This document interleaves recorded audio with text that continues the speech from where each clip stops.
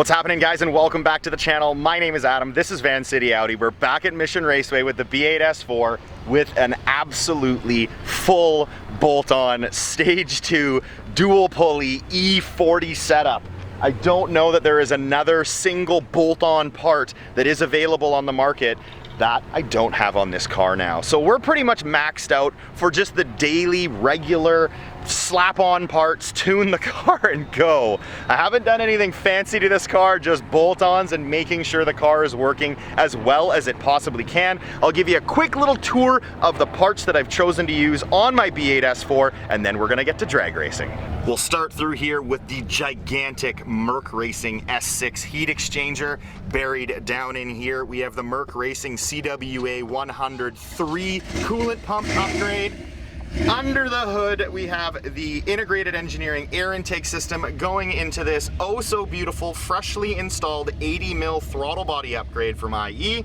We have a dual pulley setup from IE as well, and I think that wraps it up for parts under the hood. And for the front, underneath the car, we have some CTS test pipes leading in to some IE down pipes that we've actually installed resonators on. Besides that though, the car is sitting pretty, full weight, daily driver. This is the car that I use every single day to get to and from work, and we're about to rip it down the drag strip to see how quick I can go in the quarter mile.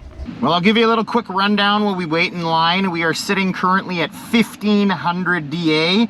It is around 30 degrees Celsius. Forgive me, Americans, I don't know what that is in Fahrenheit. I want to say like 85, 90 maybe, but I'm not 100% sure. We're just going to go out here and we're going to hit it. I'm going to see as quick as I can go. We got that throttle body upgrade on there. I'm making more power throughout the entire band. If you haven't seen that video, check out my last video on the S4. You can actually see the dyno results on at that IE throttle body upgrade to know exactly how much power I was making to see if we can go any faster today in the quarter mile.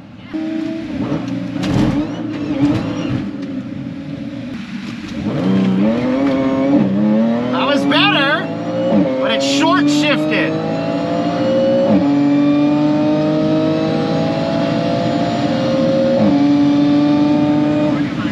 I definitely needed a little more boost off launch. There was a little bit of hesitation. I tried to hold back because a lot of times I end up letting the RPMs get too high, and then I spin, I bounce, whatnot. So I let off the gas a little quicker, but I need to find that middle ground. Draggy shows an 11.32 quarter mile, and we're gonna find out the exact results once I pick up the time slip. And the actual results were an 11.31 at 121.53. Definitely some huge improvements still need to take place. My 60 foot was a 1.639. Until I start getting that 60 foot into the 1.5, my times are not going to be where I want them to.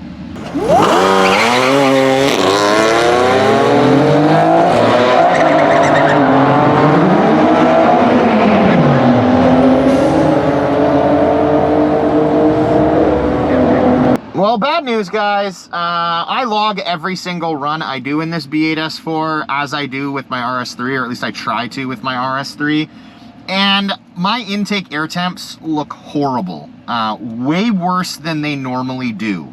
So I contacted Integrated Engineering, and their customer service is off the friggin' charts, and reviewed my logs and had a discussion with me, and they are under the belief that my coolers in my supercharger might be leaking. Because on visual inspection, I noticed that I was down a ton of coolant. So I did a visual inspection on top of that to kind of say, hey, I'm losing a bunch of coolant, where did it all go? And there's no visible leaks. So we think that my coolers in the supercharger are leaking. My intake air temps look like poo. So we're gonna try again. We'll see if the car runs any better, see if I can get it to launch and hook any better. But with the potential that something could be wrong with the coolers in the supercharger, I'm not expecting anything amazing tonight. Car may not be running very well, but I'm gonna send it. That is the only way I know. Well, that was not bad. I'm eating the Supra for breakfast. That felt a bit better. Well, I clearly have no idea what I'm talking about when it comes to this V8 S4. The RS3 I feel in tune with. When I have a good run, I feel it. When I have a crap run, I feel it. That run felt better off launch. It felt like I had more oomph in it, yet I went slower. I managed an 11.42 at 121.93, almost 122 miles an hour.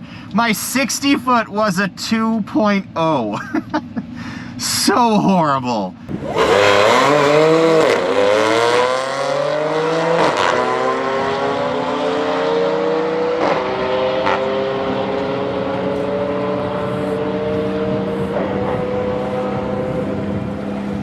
I got bad news for you guys. I'm gonna call it.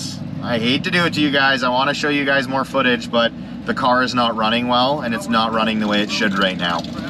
The intake air temps are way higher than they ever have been, and I am going through coolant. So I just don't want to chance it. If you watch the RS3 videos and you saw my actual time down the strip last, you may already know that that car suffered a broken front driver's side axle.